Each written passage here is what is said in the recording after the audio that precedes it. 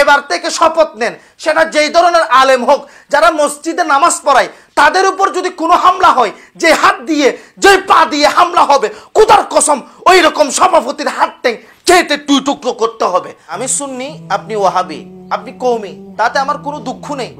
কিছুদিন আগে রহিস ভাইকে হত্যা করে শহীদ করে দেওয়া হয়েছিল, এটা গেল।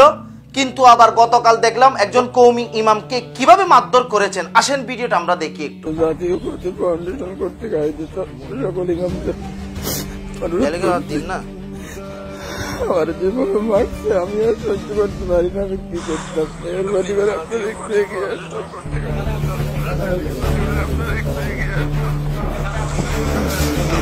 এখন কথা হচ্ছে যে আমাদের সমাজের মধ্যে যারা 5 ওয়াক্ত নামাজ পড়ায় তাদেরকে মনে করে একদম নিকৃষ্ট, তারা মানুষ না। তাদের সাথে সভাপতি সেক্রেটারি অনেক বাহাদুরি, কিন্তু মনে রাখবেন যারা 5 ওয়াক্ত নামাজ পড়ায় তারা দুনিয়ার গোলামি করছে না, তারা আল্লাহর ঘরের গোলামি করতেছে, তারা মদিনাওয়ালার গোলামি করতেছে। আমি বলবো সেটা ওয়াহাবি হোক, সেটা সুন্নি হোক, সেটা যেই ধরনের আলেম হোক না কেন, যারা মসজিদে 5 ওয়াক্ত নামাজ পড়ায় তাদের উপর কেউ বড় কথা বললে, কোন শালা হাত তুলে কথা বললে, আমরা চাই সেই হাত কেটে দুই টুকরো করে দেওয়া হোক। মসজিদের ইমাম খতিব দুনিয়ার গোলামি করতেছে না, আল্লাহ এবং আল্লাহ রসুলের গোলামি করতেছে। এত সাহস পাই কোথায়? রইস ভাইকে হত্যা করে দিয়েছে, আবার 2 দিন পরে এক কওমি ভাইয়ের উপর হামলা। তাহলে আমরা মুসলমান বসে বসে কি করব?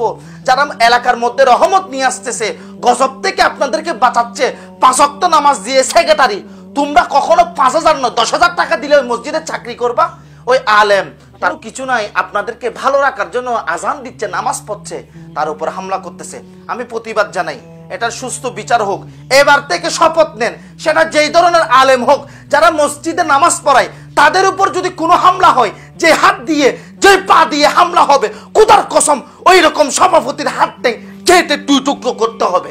তারপর আমাদের বাংলাদেশের মানুষ বুঝবে। আমি আবারও বলছি, সেটা যেই ধরনের আলেম হোক না কেন, তারা তোদের গোলাম না, তারা হচ্ছে আল্লাহ এবং আল্লাহ রসুলের গোলাম। আমি সুস্থ বিচার চাই, সেটা কওমি হোক। ওনাকে এইভাবে, ওনার কান্না দেখে খুব খারাপ লাগছে। সেই একজন ইমাম, আমাদের আকীদাগত সমস্যা থাকতে পারে, কোরআন হাদিস নিয়ে কথা বলবো, তাই বলে এমন কোন শালার বেটা ইমামের গায়ের উপর হাত তুলবে, সেটা মুসলমান কখনো বসে থাকবো না। সুস্থ বিচার চাই, যে হাত তুলেছে তাকে পিটিয়ে পিটিয়ে মারতে হবে ইনশাল্লাহ। আপনারা শপথ নেন, সামনে থেকে যদি কোনো আলেমের গায়ের উপর হাত তুলে, মুসলমান বসে থাকবে না। যে হাত তুলবে সে হাত কেটে নিচে নামিয়ে দিব, হাতে ধরাইয়ে দিব, এটাই মনে রাখবেন। আসসালামু আলাইকুম ওয়া রাহমাতুল্লাহি ওয়া বারাকাতুহু।